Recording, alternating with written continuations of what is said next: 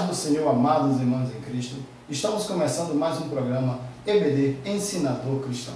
Eu sou o professor Cristiano, professor da classe de jovens e adultos do Templo Central do Campo de Ananindeua, sob a presidência do pastor Elias Barros. E hoje, amados irmãos, nós vamos tratar da nossa nona aula, que se trata do mandamento de não furtar, o 8º mandamento, que é o 3º mandamento da série de proibições absolutas. E como sempre, nós vamos fazer uso da nossa revista da Escola Bíblica Dominical, que trata desse trimestre sobre os 10 mandamentos, publicado pela CPAD. Como sempre nós fazemos, nós apresentamos o objetivo geral. O objetivo geral, como falamos, ele é a sua bússola, o seu norteador. É ele que vai direcionar todo o conduzir da sua aula. O objetivo geral está expresso aqui embaixo da sua leitura bíblica em classe, que diz assim mesmo: apresentar o 8º mandamento. É a primeira parte do objetivo geral. A segunda parte é ressaltar que o furto ou aquisição ilegítima de propriedade são abominação ao Senhor e prejuízo ao próximo. Agora, como é que você vai apresentar o 8º mandamento? Aonde é que está essa apresentação? Está aqui no primeiro tópico, o 8º mandamento. E o primeiro subtópico que você vai tratar é sobre a abrangência. O que vem dizer essa palavra abrangência? É o que ele abrange. Será que o 8º mandamento só trata de furtos corriqueiros, de roubos corriqueiros, de dano de pessoa para pessoa, como por exemplo o caso de um assalto, o caso de invasão de uma casa, o caso de latrocínio, roubo seguido de morte? Não. O 8º mandamento, ele envolve esses tipos de furto e envolve outros tipos de furto. Por exemplo, como a má administração de recursos públicos. Porque isso é caracterizado furto quando um governo não emprega corretamente os seus recursos públicos. Aí vem então, ele é obrigado a aumentar impostos. E aumentando impostos, ele então começa a tirar dinheiro do bolso do trabalhador. Então não vai haver dinheiro suficiente. A abrangência do furto também envolve a questão do trabalho. Por exemplo, o roubo da força de trabalho.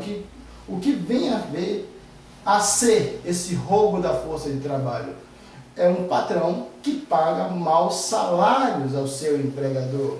Um furto também envolve a questão de que um empregado, ele faz o seu trabalho desleixadamente, trazendo prejuízo ao seu patrão. É bom lembrar que o mandamento de não furtar, ele é um mandamento moral. Ele envolve todas as questões da moralidade. Se você for olhar na nossa Constituição, principalmente no Código Penal, furto é uma coisa e roubo é outra. Roubo é a pessoa roubar de você, estando você sabendo. Furto é uma pessoa roubar de você sem você ver, que ela furta algo de você e você não sabe. Isso dentro do contexto jurídico, mas dentro do contexto moral, furto e roubo caracterizam-se uma só coisa, isto é, um dano ao patrimônio alheio, um dano a uma pessoa, é não respeitar o ganho daquela pessoa.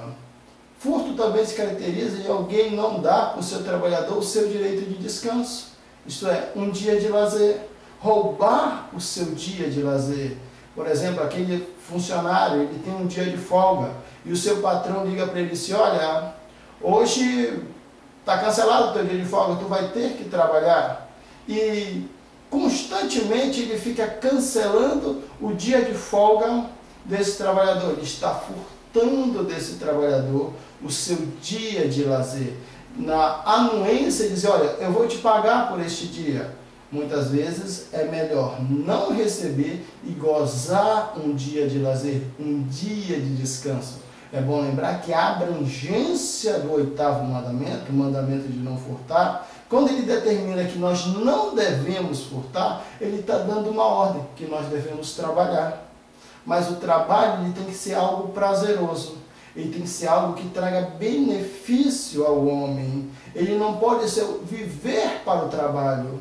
É bom lembrar que o mandamento de não furtar, ele envolve também até a questão familiar. Como, por exemplo, maridos que roubam esposas, que furtam de sua esposa o direito de ter uma vida boa, isto é, gastam o seu salário e não contam para a sua esposa em que estão gastando como empregar. Também envolve na questão da esposa com o marido, a esposa fazer uma conta e não comunicar previamente o seu marido. Envolve também filhos com pais, os filhos querendo algo que no momento os seus pais não podem dar, isso também caracteriza-se furto.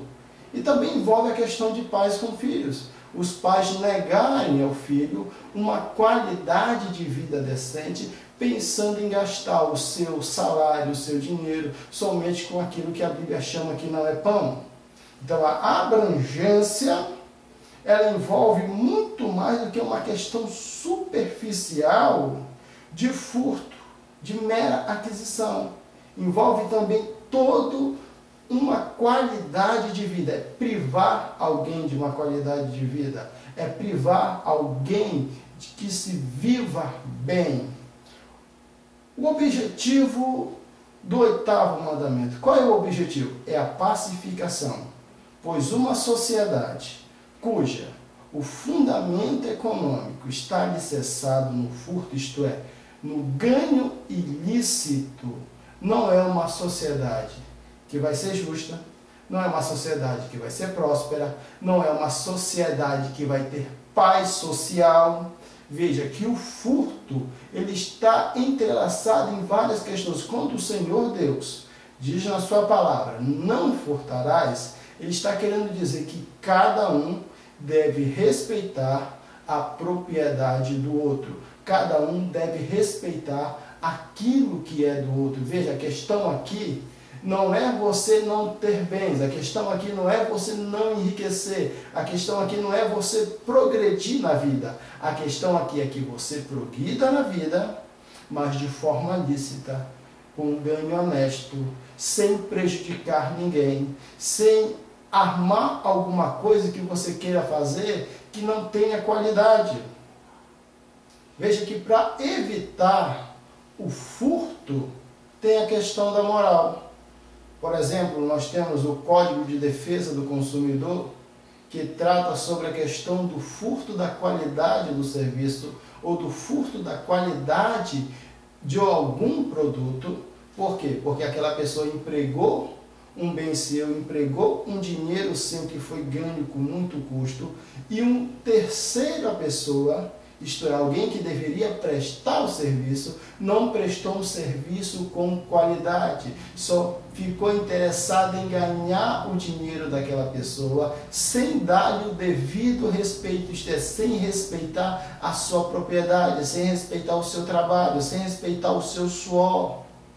Então, o objetivo aqui do 8º mandamento é a proteção pelo respeito aos bens alheios pelo próximo. Vinculado a este mandamento está o trabalho, desde que seja um trabalho honesto, desde que seja um trabalho que não prejudique ninguém. É bom lembrar que existem trabalhos lícitos e trabalhos ilícitos. Quais são os trabalhos lícitos? São aqueles trabalhos que não prejudicam o próximo. São aqueles trabalhos que pagam impostos ao governo. São aqueles trabalhos que não causam, por exemplo, você está desempregado. Você prefere roubar ou fazer alguma coisa que para você ganhar dinheiro que vai ser trabalhoso, vai ser custoso, mas o seu ganho vai ser honesto.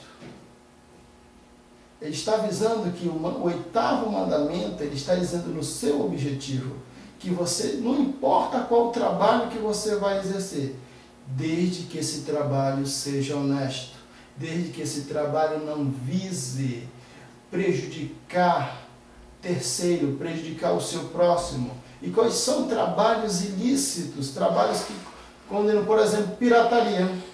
Hoje nós vemos no nosso país, principalmente nas áreas de periferia, bancas e bancas com produtos piratas que não pagam aos donos de direitos, né, os seus direitos autorais. Nós vemos por aí, por exemplo, roubo de internet, roubo de TV a cabo. Nós vemos roubo de energia, gente que trabalha fazendo gato, ganha sua vida fazendo gato, roubando energia, na justificativa de que a conta de luz está cara. Ora, isso não é justificativa para o roubo.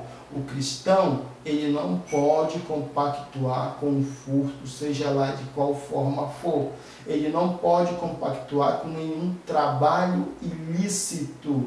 Por mais que ele tenha que pagar uma conta de luz alta, é preferível diante de Deus que ele pague a conta de luz alta do que ele ficar sem entrar no reino dos céus.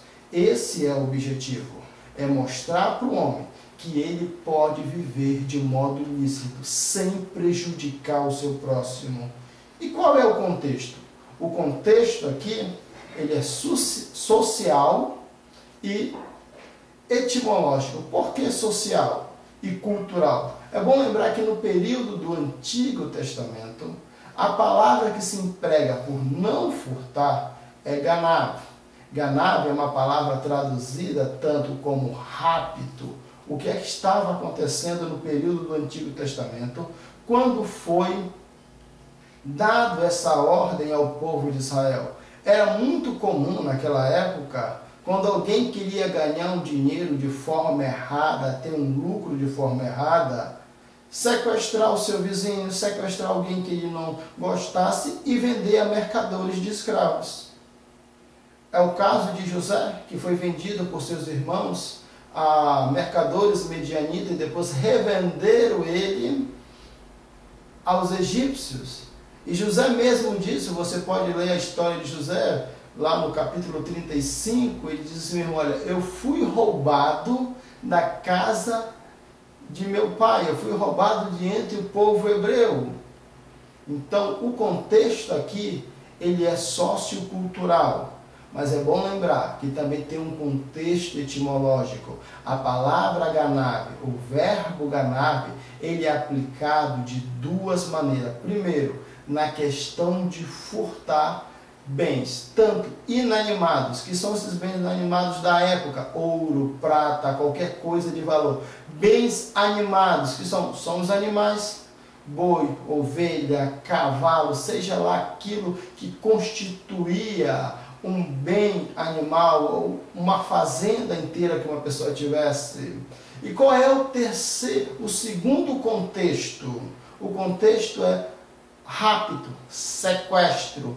Você pode até notar que ele diz, mas sequestro, isso é no Antigo Testamento, até mesmo no período do Novo Testamento, no tempo apostólico, no período apostólico, era muito comum pessoas serem sequestradas e serem vendidas como escravos. Hoje, na nossa realidade, também é comum o sequestro.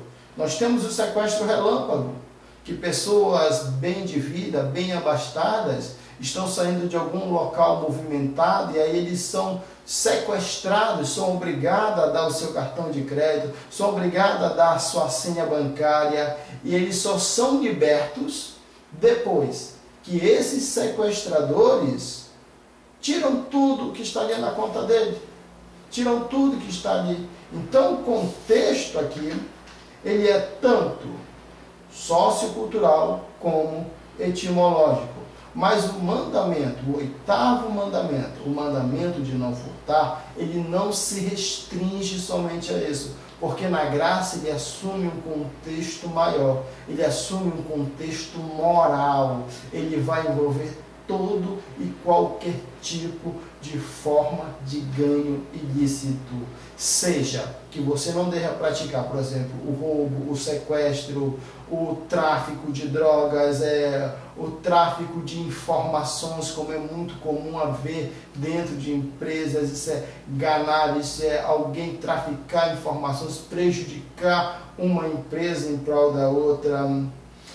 Pirataria, que é muito comum nas nossas periferias do Brasil, o roubo de direitos autorais, não volta impostos para o povo, para o governo. Você pode até usar a máxima que é usada dentro do nosso país, mas a gente paga tanto imposto e não vemos retorno. Se o governo rouba, por que a gente não vai roubar? Esse é o pensamento do povo brasileiro. Esse é o pensamento de um povo que não tem Deus. Mas a igreja, um povo que faz da sua vida a profissão de servir a Deus, ele não pode compactuar com essa forma de pensamento. O governo até pode ser corrupto, mas a igreja não pode se corromper. O governo até pode faltar com seus deveres na aplicação do recurso público, mas nós, como cristãos, não podemos faltar com o nosso dever de pagar os impostos, mesmo que esses impostos sejam abusivos, mesmo que esses impostos sejam de forma que inconcludente, inaceitáveis. Mas como cristãos, devemos fazer isso. Por quê? Porque temos uma nova mentalidade, uma nova forma de pensar, que não é a forma do mundo. No mundo se pensa assim: se eu estivesse lá, você já deve ter escutado essa expressão, como se fala no contexto político do nosso país, Brasil, se eu estivesse lá, eu também roubava. Ora, se você quer fazer parte de um sistema cujo furto é a base, isto é, o ganho ilícito é a base, como é que você quer mudança social? Como é que você quer que haja melhores escolas, melhores hospitais, melhor sistema público de transporte? Como é que quer se você não muda a sua mentalidade? É fácil acusar um parlamentar de ser ladrão, mas é difícil nos acusarmos de sermos ladrões quando pensamos dessa maneira. Então o contexto também se aplica aí à forma como eu penso. Furtar não é só um ato físico, mas também é um ato de como eu me comporto diante da sociedade. Se eu, como cristão, a minha vida cristã, ela é baseada naquilo que as pessoas não cristãs pensam sobre a aplicação de recursos, como é que eu posso exigir que uma pessoa pense diferente se eu continuo pensando igual a ela em alguns momentos? Ou pior, ainda retenho esse tipo de pensamento, como é costumeiro ouvirmos. Se eu estivesse lá, tratando do contexto político, é bom lembrar que nós estamos falando aqui de uma explicação. Se eu estivesse lá, é que as pessoas dizem, eu também roubava. Mas nós, como cristãos, devemos ser diferentes. Se eu estivesse lá, eu não furtaria. Por quê? Porque o furto é abominável diante de Deus. Ele não só prejudica quem está do meu lado, mas também lhe prejudica pessoas que eu não conheço. E nós vivemos essa realidade no nosso país. Nós vivemos num país cuja a forma de ganhar é prejudicando o próximo. Agora nós temos aqui o nosso segundo tópico, que é a legislação sobre o furto. É bom lembrar que essa legislação sobre o furto, ela está baseada sobre o 8º mandamento, não furtar. Qual é o propósito deste tópico aqui? É mostrar as diferentes penalidades sobre furto. É mostrar como cada forma de furto era tratado na lei. Por exemplo, aqui nós temos a pena por furto de bois e ovelha. Qual era o propósito aqui? O propósito aqui está no campo jurídico. Primeiramente, na lei, o propósito do furto e ovelha está no campo jurídico. O que significa? Que quando uma pessoa roubava, ela tinha que indenizar, fosse pega com roubo, ela tinha que indenizar a pessoa a quem ela furtou. Se caso o ladrão fosse pego e ele não tivesse mais com o animal furtado, com o animal que foi tirado, ele teria que pagar para cada animal furtado, dependendo do animal, 5 bois ou 5 ovelhas. Se caso ele fosse encontrado com um animal que ele tivesse acabado de furtar, ele daria aquele animal, devolveria o animal ao seu dono e pagaria um outro animal, isto é, restituiria, ele daria uma indenização. Mas agora, se ele não pudesse pagar pelo animal, se ele não tivesse como indenizar o dono do animal que lhe furtou, o que acontecia? Bem, no caso de furto de bois e ovelhas, se ele não pudesse pagar, ele fosse pobre e tivesse furtado, ele era vendido como escravo. É bom lembrar que o direito à vida dentro da lei está acima do direito de propriedade. Todo mundo tem direito à propriedade, mas ninguém tem direito de tirar a vida do outro, somente de um ladrão, para restituir o que foi roubado. Qual é o segundo item? Furto à noite com arrombamento. Como é que você vai tratar essa questão? Ora, a questão aqui é a questão da legítima defesa. A questão aqui é livrar o dono da casa da culpa de assassinato. A questão aqui é o assassinato culposo. Como acontecia isso? Por exemplo, quando você estava na sua casa, você estava dormindo, estava cuidando dos seus bens, deixava tudo guardadinho lá, e à noite viesse o ladrão e você escutasse, né, a sua casa sendo arrombada, você escutasse a sua casa sendo invadida, você, naquela época, o homem pegava uma espada, pegava qualquer coisa para se defender e desse de cara com o ladrão, e o ladrão tentasse matá-lo, ele teria por direito usar o direito de legítima defesa. Como assim? É bom lembrar que o propósito aqui na questão de furtos, que segundo a lei, se o dono da casa se deparar com o ladrão dentro da casa à noite e o matar, ele não seria culpado do sangue, isto é, ele não seria culpado de assassinato culposo, porque ele estava defendendo a sua casa, ele estava defendendo o seu patrimônio, ele estava defendendo o seu lar. Também tem a questão de ambiente. A questão de ambiente influenciava muito. O dono, ele não, pelo fato de lá não haver como hoje, que as casas têm energia elétrica, tem luz, tem tudo. Naquela época não, então ele poderia ser surpreendido e ele poderia surpreender o assaltante, o arrombador. E só assim ele poderia então ver quem era. Mas é bom lembrar que o fato dele poder matar um arrombador à noite não era razão para ele matar, era só em caso se houvesse necessidade, no caso de legítima defesa. A prioridade era capturar o ladrão, a capturar o arrombador, a pessoa que estava furtando e levá-la ao juiz. É bom lembrar isso aqui, que no furto com arrombamento, ele tinha a pessoa, o proprietário, ele tinha a opção, né, veja, era uma opção, caso se não houvesse capturamento, caso se o ladrão não fosse capturado durante a batalha, durante aquela defesa de patrimônio, ele tinha a opção de matar o arrombador. Veja, era uma opção, não um assassinato premeditado. Como se dava essa opção? Se dava no teor, de acordo com a situação, como se dava o encontro com esse arrombador. Pode ser que esse arrombador estivesse armado e viesse agredi-lo, e ele, para se defender, tivesse que matá-lo. Essa é a questão que você vai tratar, a diferença entre um furto com arrombamento e um furto feito ao dia. Por quê? Porque no furto feito à noite, o ladrão poderia se esconder na penumbra da noite, poderia fugir, né, e se esconder, e não tinha como achá-lo. A diferença do terceiro tópico, do ladrão de dia, é que o dia oferece modos de onde encontrar esse ladrão, está tudo às claras. Então isso não dava razão para o dono da propriedade matar o ladrão. Veja, a prioridade é capturar.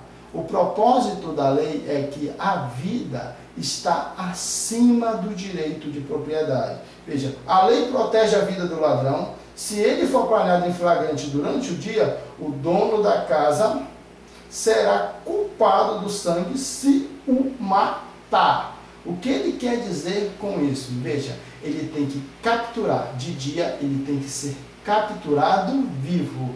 o dono da casa não pode fazer justiça com as próprias mãos. É diferente da noite. Por quê? Porque a noite, no período do antigo Israel, era muito difícil, na penumbra da noite, pela escuridão. Não tem os artifícios que tem hoje de ruas iluminadas, isto é, nem toda a rua das cidades são iluminadas. A casa sempre tem uma lâmpada acesa nos dias de hoje, mas no período de Israel não havia isso.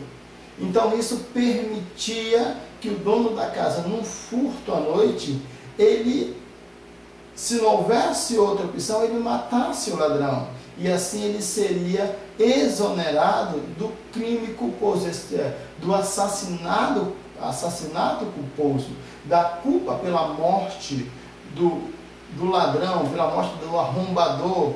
Por quê? Porque o próprio ladrão colocou a sua vida em risco invadindo uma propriedade à noite. É diferente do terceiro tópico, o ladrão do dia. Porque a lei protege? Como já disse, está de dia. É possível ver quem é o arrombador. É possível ver a direção em que ele foge. É possível a sua captura ser de modo mais fácil.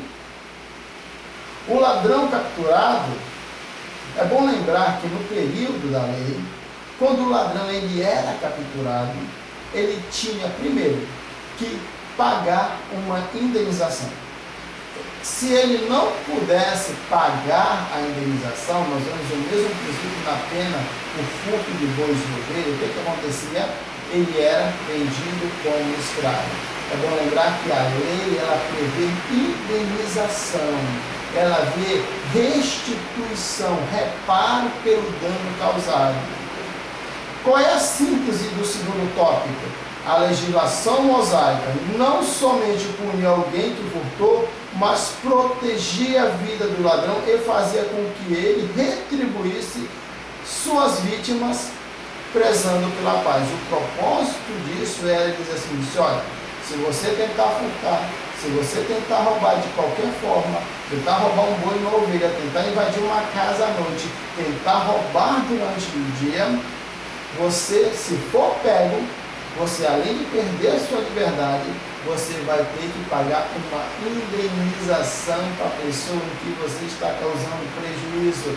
Esse era o propósito da lei na questão da legislação mosaica sobre o furto. É mostrar ao povo a importância do trabalho, é mostrar ao povo que eles deveriam se respeitar mutuamente. O nosso terceiro tópico é sobre os danos materiais, isto é, proteção contra atos de irresponsabilidade. E nós temos o nosso primeiro tópico, animais soltos. Aqui a lei fala sobre responsabilidade de cada um pelo bem-estar na sociedade. É bom lembrar que no período do antigo Israel, Israel era uma sociedade agrícola. Não era como hoje, uma sociedade industrial. Claro que nós temos partes do nosso país que são agrícolas, mas nós somos um país voltado mais para a industrialização. Mas Israel não. No antigo Israel ele era uma sociedade agrícola. E cada faixa de terreno, cada propriedade, ela era dividida por uma sebe. O que era uma sebe? Era um pequeno muro construído de pedra ou então de madeiras empilhadas até uma determinada altura, uma em cima da outra. O objetivo daquela sebe era dividir um terreno do outro, isto é, delimitar limites. Mas só que quando o dono de uma área deixasse o seu gado ou qualquer outro animal pastando dentro da sua área e aquele animal fosse para um outro limite, para um outro campo, e ele começasse a comer, colocar, por exemplo, trigo que tivesse verdinho ali e desse prejuízo à lavoura, à roça daquele seu concidadão, daquele seu próximo, e o animal fosse pego ali dentro, o que aconteceria? O dono do animal teria que restituir o seu vizinho com o melhor da sua terra. Veja, a questão aqui é sempre preservar o bem alheio. A questão aqui é sempre a paz. A questão aqui é a indenização, isto é a reparação de dano. Então todo o povo de Israel, todo homem que tivesse, ou que trabalhasse com animal, ou que trabalhasse com mula, ou que trabalhasse com boi, ou que trabalhasse com ovelha, ele não poderia soltar de forma assim, sem que tivesse alguém cuidando daqueles animais, deixar o animal sozinho no campo. Porque o animal ele não tem consciência. O animal ele vai buscar comida aonde tem. Ele não sabe diferenciar uma grama de um pé de trigo, de um trigal, de um trigueiro. Para ele tudo é mato. Mas o homem não, o homem sabe diferenciar. A questão também é a proteção do trabalho, a valorização do trabalho do próximo. Na questão que se trata sobre danos materiais, é a questão de você também valorizar o trabalho do seu irmão, o trabalho do seu ente querido. É isso que você vai tratar. É um tratamento sobre a irresponsabilidade.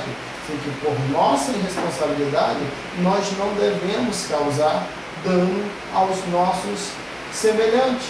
É isso que essa parte aqui trata de animais soltos.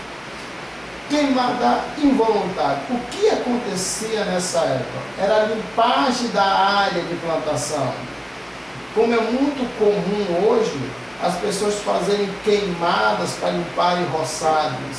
E quando esse fogo, o antigo Israel, ficava descontrolado, ele queimava aquela sebe que era feita de espinheiro, aquela sebe que era feita de madeira, aquelas madeiras empilhadas que delimitavam um terreno do outro.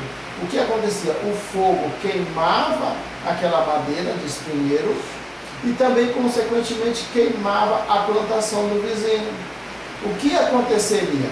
Quando aquele vizinho que provocou o incêndio, que tentou limpar a sua área e não cuidou para controlar o fogo e assim para não passar para o campo do seu vizinho, ele também vai ter que reparar o dano. Ele vai ter que dar o melhor da sua plantação para o seu vizinho. Por quê? Porque ele causou um dano ao seu vizinho. Agora a questão do terceiro tópico, o furto e o ladrão. Aqui a lei trata de guarda de dinheiro de bem, isto é, a reparação por danos materiais, de propriedades alheias. O que acontecia no tempo do antigo Israel? Por exemplo, alguém não tinha um arado. Ele ia no seu vizinho e disse: olha, eu preciso arar a minha terra, eu quero alugar o seu arado, portanto. Então eles fechavam um acordo, fechavam o negócio, e aquele vizinho que alugou levava o arado junto com as juntas de boi lá para sua terra, e ele tinha por dever cuidar daquele bem, daquele material, como se fosse seu. Ele alugou. Agora, se no caso esse bem fosse roubado dele, ele primeiro teria que provar que ele foi vítima de um furto, mas mesmo assim isso não o isentava de pagar uma indenização à pessoa de quem ele alugou aquele arado, ou à pessoa de quem ele emprestou, ou à pessoa a quem confiou ele aquele arado. É bom lembrar que no antigo Israel ele tratava a propriedade como algo muito sério, o respeito ao bem alheio como algo muito sério. É isso que você vai tratar, a diferença, como é que se tratava cada situação. Na queimada voluntária, a pessoa ela não queria queimar, não queria destruir o roçado, o campo do seu vizinho, ele queria limpar o seu, mas infelizmente acontecia um incidente do fogo ficar incontrolado e ele então passava a queimar o campo do vizinho. Então, no caso da queimada voluntária, também se pagava indenização. No caso do furto e ladrão, o que acontecia? A pessoa que estava em posse de um bem que lhe foi emprestado, de um bem que lhe foi alugado, de um bem que lhe foi confiado para guardar, e esse bem sumisse de sua casa, e ele não conseguisse provar ou encontrar a pessoa que roubou, ele também teria que pagar uma indenização ao proprietário daquele bem que lhe foi confiado. isto é, aquele arado, aquele bem que estava ali. Então é isso que você vai tentar diferenciar. A diferença de um animal solto, isto é, que ele não poderia ser irresponsável, soltar um animal no seu campo sem alguém estar ali vigiando. Por quê? Porque aquele animal poderia passar os limites e ir para o campo vizinho e assim estragar a plantação dele. A questão da queimadura involuntária, da queimada involuntária do campo, isto é, da limpeza do campo com uma nova colheita. Ele não poderia fazer isso de um modo irresponsável, isto é, ele teria que limpar a área aonde estavam os limites entre o terreno dele e o terreno do seu vizinho, para que quando ele tocasse fogo, botasse fogo para limpar o terreno, esse fogo não passasse para o terreno do seu vizinho, isto é, não chegasse a queimar os limites, a sebe, aquele pequeno muro. A questão do furto e o ladrão, a questão aqui é sobre o respeito pelos bens confiados. A questão aqui é você tratar algo que lhe é emprestado. É muito costumeiro no nosso país as pessoas emprestarem coisas do seu vizinho. Então, se emprestou, devolva, porque o seu vizinho vai querer de volta. A questão aqui no antigo Israel, sobre a questão de furto e ladrão, era que quem emprestasse, quem alugasse, deveria cuidar daquilo como seu, porque era seu. Porque se ele não cuidasse, deixasse roubar, aquilo sumisse de dentro da propriedade dele, ele teria que pagar ao dono de direito uma indenização. É bom lembrar que aqui ninguém é morto. A pessoa só é morto, no caso do furto, quando ele rapta, quando ele sequestra uma pessoa para vender como escravo, como foi o caso de José. Na lei, ela determinava que somente o sequestro de pessoas, quem fizesse isso era condenado à pena de morte. Então, qual é a síntese desse nosso terceiro tópico? A lei procura reparar os danos materiais, contribuindo para o bem-estar da sociedade. Veja, sempre a intenção do mandamento de não furtar é contribuir para o bem-estar da sociedade. Sempre o objetivo do mandamento de não furtar é proteger o trabalho, isto é, o fruto do trabalho de cada uma pessoa. Agora nós vamos tratar do nosso quarto tópico, que é o trabalho. Primeira coisa que nós devemos olhar é que o trabalho, ele é uma bênção.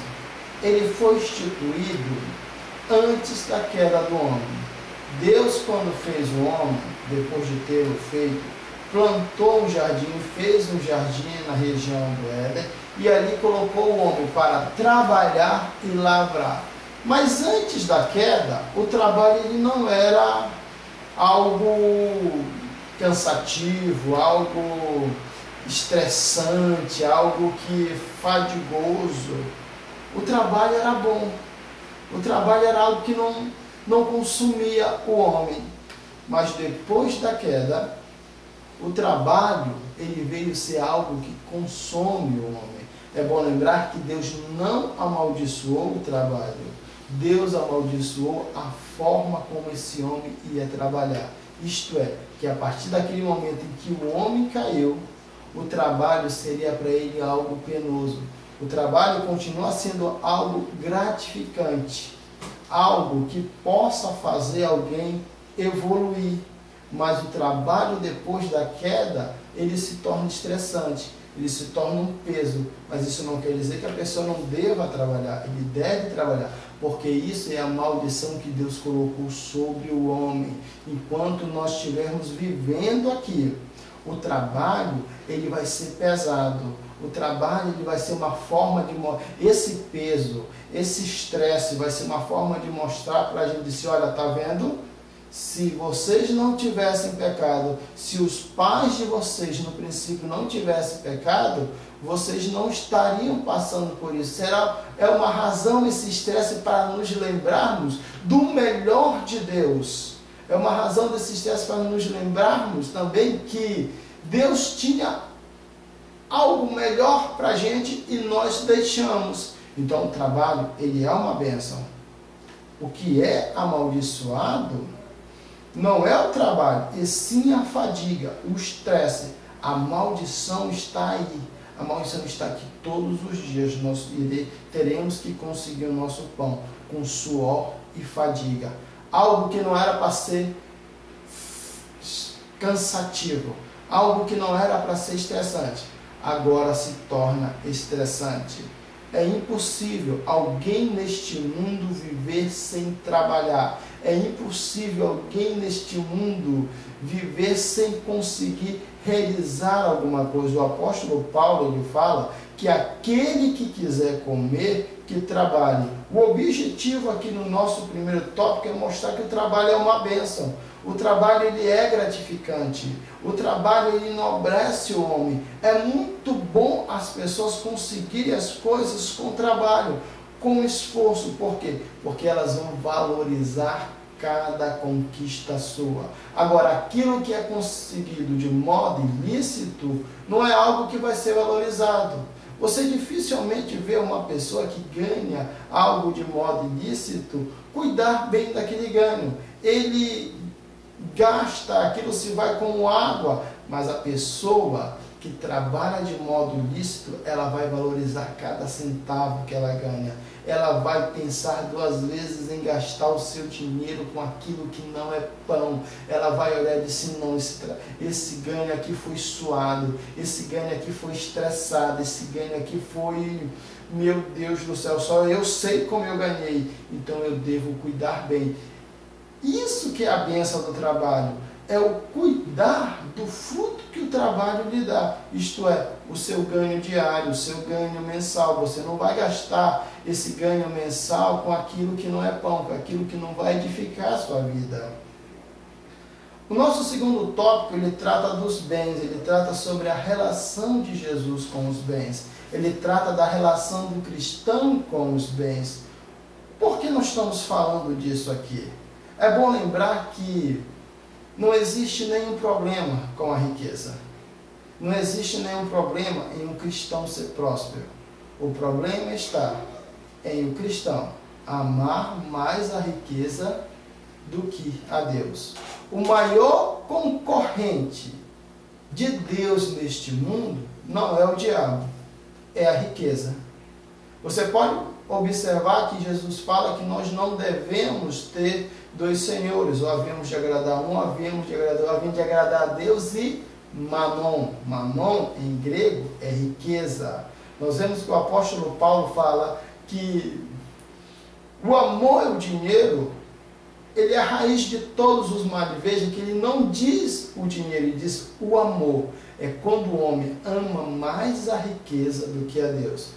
Lembre-se bem que você vai ter que ostentar, que você vai ter que mostrar na sua aula sobre a questão dos bens. É que o problema não está na riqueza, o problema está em amar a riqueza.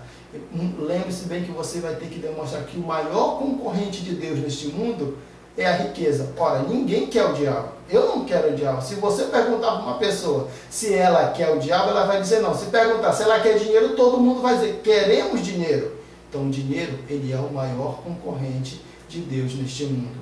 É bom lembrar que muitos cristãos que Deus abençoou de forma poderosa, porque muitos deles hoje não continuam ricos, não continuam mais nessa prosperidade, porque em algum momento da sua vida, daquela prosperidade, eles amaram mais o dinheiro do que a Deus. Eles não fizeram que nem a viúva pobre.